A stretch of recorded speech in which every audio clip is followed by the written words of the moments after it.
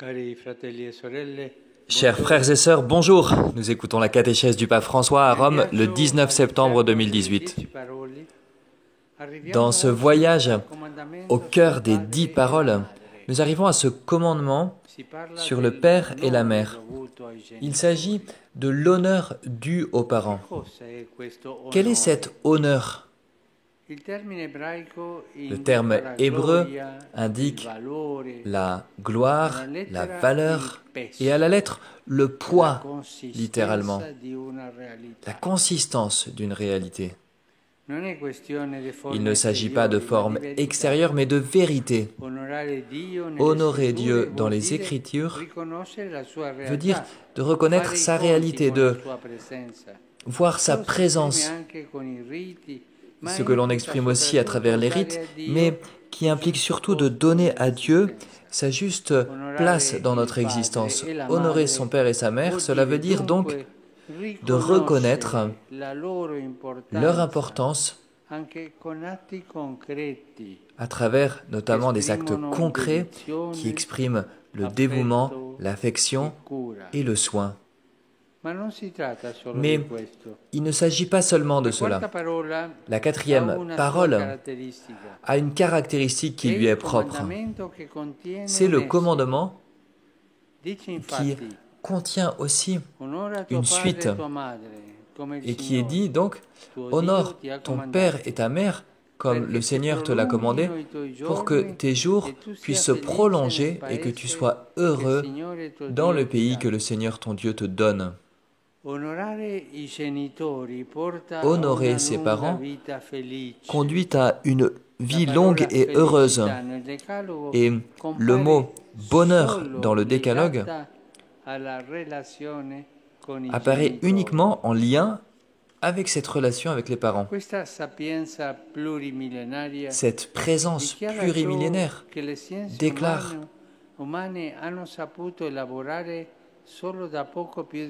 ce que les existences humaines ont su élaborer depuis un peu plus d'un siècle seulement, qui est que l'empreinte d'une enfance marque toute la vie. Ce que les sciences humaines ont pu montrer depuis un tout petit peu plus d'un siècle.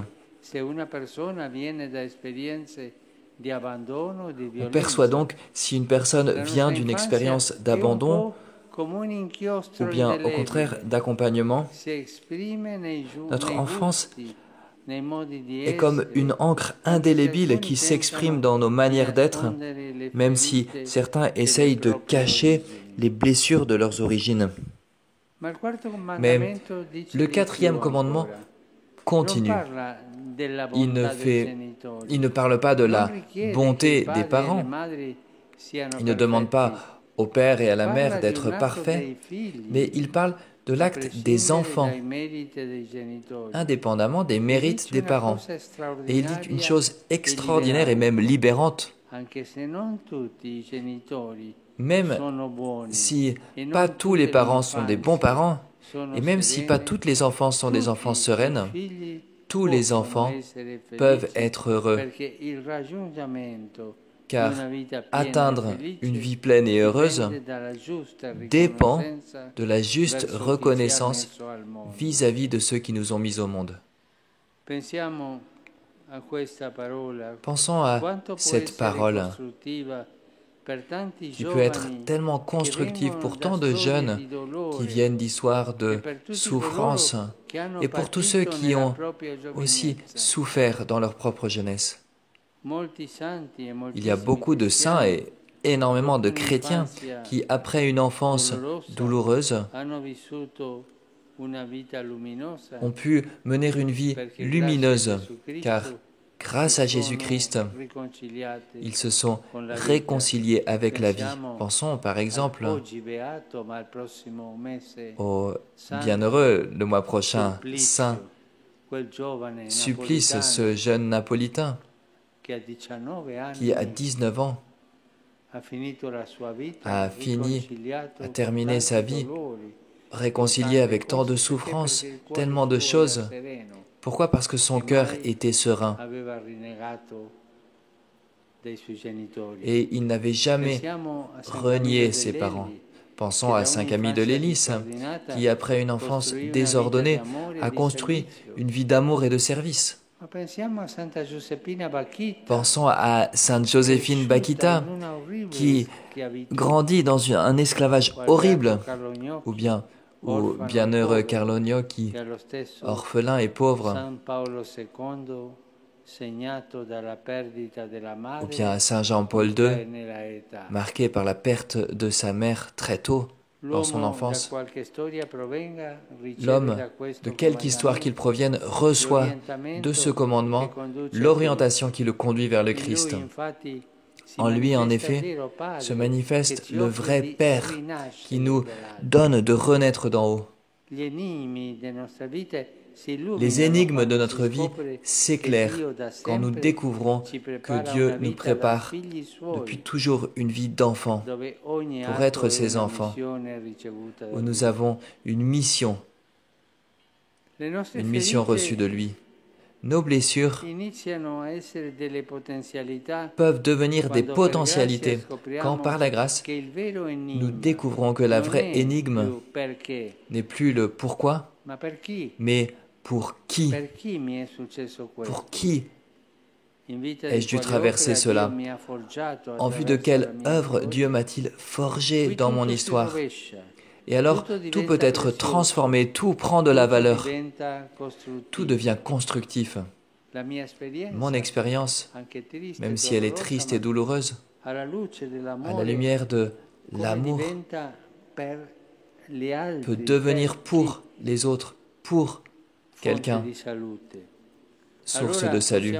Alors, nous pouvons commencer à honorer nos parents avec la liberté d'enfants et d'adultes, conscients de leurs limites. Honorer ses parents, ils nous ont donné la vie. Si tu t'es éloigné peut-être de tes parents, fais un effort et essaye de revenir, reviens. Retourne les voir, peut-être qu'ils sont âgés maintenant. Ils t'ont donné la vie.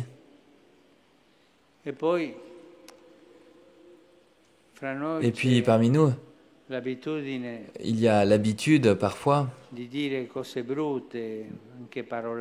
dire des choses mauvaises, même des gros mots. Non, je vous en prie, ne jamais insulter ses propres parents, ne jamais les parents des autres non plus, la mère, le père, jamais s'il vous plaît.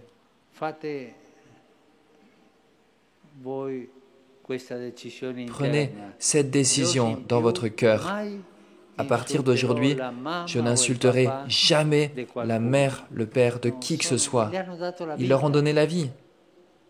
Ils ne doivent pas être insultés. Cette vie merveilleuse nous est donc offerte et non pas imposée. Renaître dans le Christ est une grâce à accueillir librement et c'est le trésor de notre baptême dans lequel, par l'œuvre de l'Esprit Saint, un seul est notre Père, le Père du ciel. Merci.